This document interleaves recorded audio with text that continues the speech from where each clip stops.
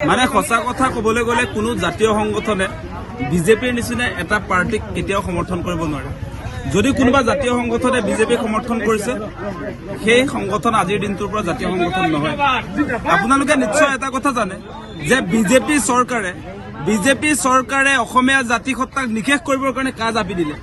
কাজ আপি দিয়া পাৰ্টিটোক যিবিলাক জাতীয় সংগঠনে সেই আন্দোলন কৰিছিলে সেই আন্দোলন কৰাৰ ফলস্বৰূপে 5জন তেজাল যুৱকক গুলিয়াই হত্যা কৰিলে বিজেপিয়ে।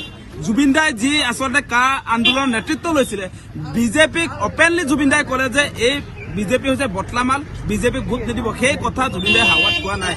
আপোনালোকে বিবেচনা কৰক। আমি কোনো কাৰণতে বিজেপি হিমন্ত বিশ্ব শৰ্মাৰ পক্ষত নাই। অসমীয়া জাতি কোনো কাৰণতে অসম বিৰোধী বিজেপিৰ পক্ষত নাই। এইবাৰ 26ৰ নিৰ্বাচনত তেওঁলোকৰ পক্ষত থকা যিবিলাক মানুহ যদি কোনোবাই অৱস্থান গ্ৰহণ কৰিছে, আপোনালোকে যিটো কথা কৈছে কোনোবা সংগঠনে যদি তেওঁলোকৰ পক্ষত অৱস্থান কৰিছে তেনেহলে অসমৰ বিৰুদ্ধে সিদ্ধান্ত লোৱা অসমীয়া জাতিৰ শত্ৰুৰ লগ লাগিছে। তেওঁলোকৰ পৰা মই এটা কথা কৈছো, যিবিলাক সংগঠন লগ লাগিছে তেওঁলোক জাতীয় সংগঠন হ'ব নোৱাৰে। জাতীয় সংগঠন তেওঁলোক কোনো কাৰণতে হ'ব নোৱাৰে। জাতীয় সংগঠন মানে এই বটলা পাৰ্টি জুবিন দাই কোৱা এই বিজেপিক ভোট নিদিব বুলি কোৱা সেই পাৰ্টিটোক যদি সমৰ্থন জনাইছে তেনেহলে আপোনালোকে ভাবিও তেওঁলোকে নিজৰ যিটো লাইন আছিল লাইনৰ পৰা তেওঁলোকে আউট হৈ গৈছে। তেওঁলোকে আচলতে যদি বিজেপিৰ হৈ কেম্পেইন কৰিছে, যদি এটা বাইট যদি দিছে তেনেহলে তেওঁলোকে জাতীয় সংগঠন বুলি যিটো তেওঁলোকৰ সেই লাইনটো লিখি যিটো তেওঁলোকে সংগঠন বুলি পৰিচয় দি থাকে, জাতীয় সংগঠনৰ নামটো সলাই বিজেপিৰ ভাতৃ সংগঠন বুলি লিখি দিলে হৈ গ'ল। বিজেপিৰ ভাতৃ সংগঠন আজিৰ পৰা হলো বুলি কৈ বাইটটো দিব লাগিছিল। বাইট যদি কোনোবাই দিছে খিলঞ্জীয়া মানুহৰ সুৰক্ষিত ভৱিষ্যত সভ্যতা সংস্কৃতি বিজেপিয়ে আওৰাই থকা পোষ্টাৰ লিখা বেনাৰবিলাক পঢ়ি আহি যদি কোনোবাই বাইট দিছে তেওঁলোকক কৈছো আপোনালোকে যোগদান কৰি দিয়ক। ডাইৰেক্ট বিজেপিক যোগদান কৰি দিয়ক। নাটকটো কিয় কৰিবলৈ আহে? নাটক নকৰিব। নাটক কৰি অসমৰ ৰাইজক বিপথে পৰিচালিত নকৰিব। সেই কথাখিনি আমি কৈছো। অসমীয়া জাতিৰ প্ৰধান শত্ৰু হৈছে ভাৰতীয় জনতা পাৰ্টি। আজি আপোনাৰ মিয়া কৰি তেওঁ যিবিলাক আচলতে সাম্প্ৰদায়িক ৰাজনীতি মুখ্যমন্ত্ৰী হিমন্ত বিশ্ব শৰ্মাই কৰিছে তাৰ পৰা আচলতে অসমীয়া ৰাইজ সাৱধান হ'ব লাগে। আচলতে মিয়া কৰি থকাৰ ফলস্বৰূপে আমি দেখিছো তেওঁলোকে এফালৰ পৰা মিয়া দেখুৱাই আছে, তাৰ পৰা আনফালেদি এই আদানী আম্বানী ৰামদেৱক যিবিলাক খিলঞ্জীয়া মানুহক দিম বুলি কোৱা সেই মাটিখিনি গতাই দিলে।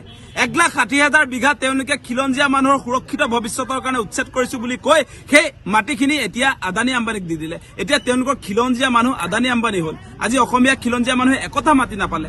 আজি আপোনালোকে নিশ্চয় দেখা পালে বিজেপিৰ দিনত বিজেপিৰ মন্ত্ৰী সাংসদ বিধায়কৰ আপোনাৰ মাটিৰ পৰিমাণ কিমান বৃদ্ধি হৈছে আপোনালোকে নিশ্চয় দেখা পাইছে। আজি মুখ্যমন্ত্ৰীৰ পত্নীৰ কিমান সম্পত্তিৰ মালিক হৈছে আপোনালোকে নিশ্চয় দেখা পাইছে।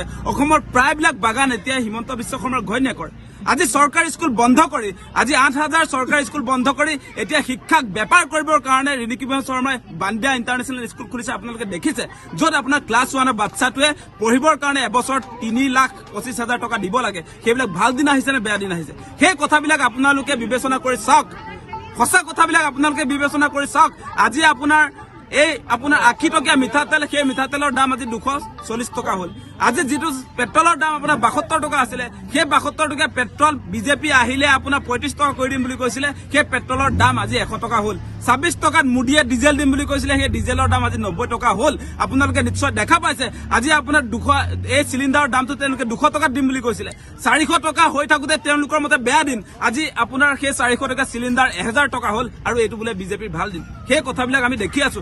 ঔষধৰ দাম বৃদ্ধি হৈছে আপোনালোকে নিশ্চয় দেখা পাইছে। প্ৰতিটো সামগ্ৰী কেনেকুৱা আকাশলংঘী মূল্য বৃদ্ধি হৈছে আপোনালোকে নিশ্চয় দেখা পাইছে। গতিকে কোনো কাৰণতে বিজেপিৰ পক্ষত অসমীয়া ৰাইজ নাই। আজি আপোনালোকে নিশ্চয় দেখা পাইছে বিজেপিৰ আচল কথাবিলাক ৰাইজৰ সন্মুখত উদঙাই দিয়াৰ কাৰণে আচলতে জুবিন দাক হত্যাৰ ষড়যন্ত্ৰ কৰি ছিংগাপুৰত হত্যা কৰা হ'ল। সেই কথাও আমি দেখি আছো। আজি জুবিন ক্ষেত্ৰক কেনেকৈ অৱহেলা কৰিছে, 6 মাহে কোনো আন্তঃগাঁথনি আমি দেখিছো। জুবিন ক্ষেত্ৰৰ মাটি কেনেকৈ অশোক সিংহালে দখল কৰিলে সেই কথা আমি দেখিছো। গতিকে এই পাৰ্টিটোক, যিটো পাৰ্টিয়ে জুবিন দাৰ নিচিনা এগৰাকী আমাৰ অসমীয়া জাতিৰ সম্পদ, আমাৰ হিয়া আমঠু এই জুবিন দাৰ নিচিনা এগৰাকী ব্যক্তিক ছিংগাপুৰলৈ মাতি নি হত্যাৰ মুখলৈ ঠেলি দিলে, সেই বিজেপিক আমি ভোট দিম নেকি? আপোনালোকে বিবেচনা কৰক। আমি কোনো কাৰণতে বিজেপি হিমন্ত বিশ্ব শৰ্মাৰ পক্ষত নাই। অসমীয়া জাতি কোনো কাৰণতে অসম বিৰোধী বিজেপিৰ পক্ষত নাই। এইবাৰ 26ৰ নিৰ্বাচনত তেওঁলোকৰ পক্ষত থকা যিবিলাক মানুহ যদি কোনোবাই অৱস্থান গ্ৰহণ কৰিছে, আপোনালোকে যিটো কথা কৈছে কোনোবা সংগঠনে যদি তেওঁলোকৰ পক্ষত অৱস্থান কৰিছে তেনেহলে অসমৰ বিৰুদ্ধে সিদ্ধান্ত লোৱা অসমীয়া জাতিৰ শত্ৰুৰ লগ লাগিছে তেওঁলোক। যিকোনো খবৰৰ বাবে যোগাযোগ কৰক আমাৰ এই নম্বৰত 9181 307 2221।